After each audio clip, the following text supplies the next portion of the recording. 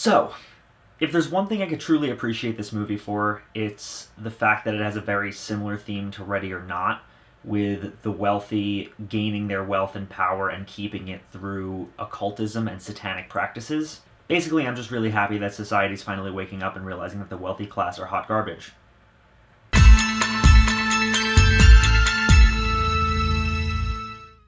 I'm the pizza guy.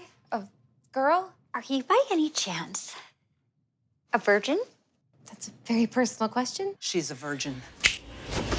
Satanic Panic is produced by Fangoria and is the directorial debut of Chelsea Stardust. It stars Haley Griffith as Sam, a down-on-her-luck pizza delivery driver who, after making some deliveries in the wealthy part of town, ends up as the planned virgin sacrifice to a coven of wealthy Satanists. I was hearing a lot of buzz about this movie in the festival circuit, and I was hearing that it was a great companion to Ready or Not, both in the sense that it was just as fun, and in that it had very similar themes.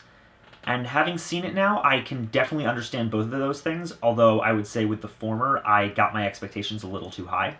Ready or Not was one of my favorite movies I've seen this year so far, and I was expecting something on that level of fun, and this didn't quite hit that mark. That being said, Satanic Panic delivered in a few key ways that made me have a real soft spot for it. The first is what I mentioned earlier in that it has a similar theme to Ready or Not. The fact that the overall fuck the rich mentality is an idea that's growing in our society and is now permeating my favorite genre of film is not something that's lost on me, and I really, really appreciate that. Granted, it's not the most novel concept, the rich doing whatever they can to keep their wealth and power, blown up to an extreme of literally committing murder and selling their souls, but it's a theme I could get behind nonetheless because, again, fuck the rich. The second is the undeniably adorable, innocent, charming performance of newcomer Haley Griffith, whose overall energy and comedic timing throughout the entirety of this film kept me engaged even when nothing else was. Her on-screen chemistry with Ruby Modine is electric and really fun to watch, and Sam as a character is incredibly likable from her first scene, and that only grows as the film goes on. And by the time we learn some deeper truths about her character and her tragic backstory,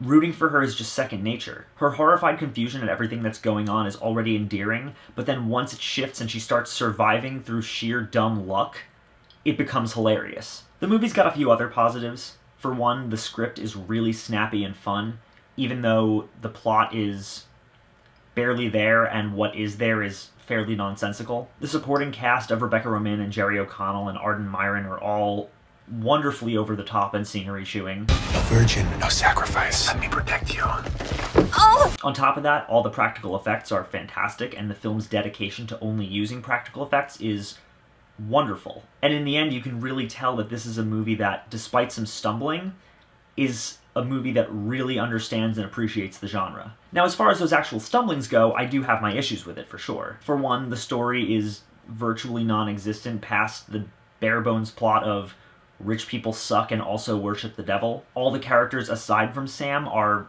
very flat, although given that most of them are mostly just there to be the butt of jokes, is not the worst thing in the world. No, honestly, my biggest gripe with this movie comes from its ending, and the fact that aside from one hilarious callback to the Code of the Sams from earlier in the film, the ending just feels kind of rushed and tacked on, and a little hollow. It almost comes across like they didn't quite know how to wrap things up, so they just speed run the ending and tack on a bunch of nonsensical rules that were never pre-established, all for the sake of bringing the film to a hasty conclusion. It's not a terrible ending, it's just one that doesn't quite feel earned. All of those things, though, in the long run, are pretty small gripes, and I did have fun with this movie. It's got a very distinct charm, and Chelsea Stardust clearly has a lot of passion for the genre, and I totally appreciate that. I just personally wish it had a little more meat to it in the end.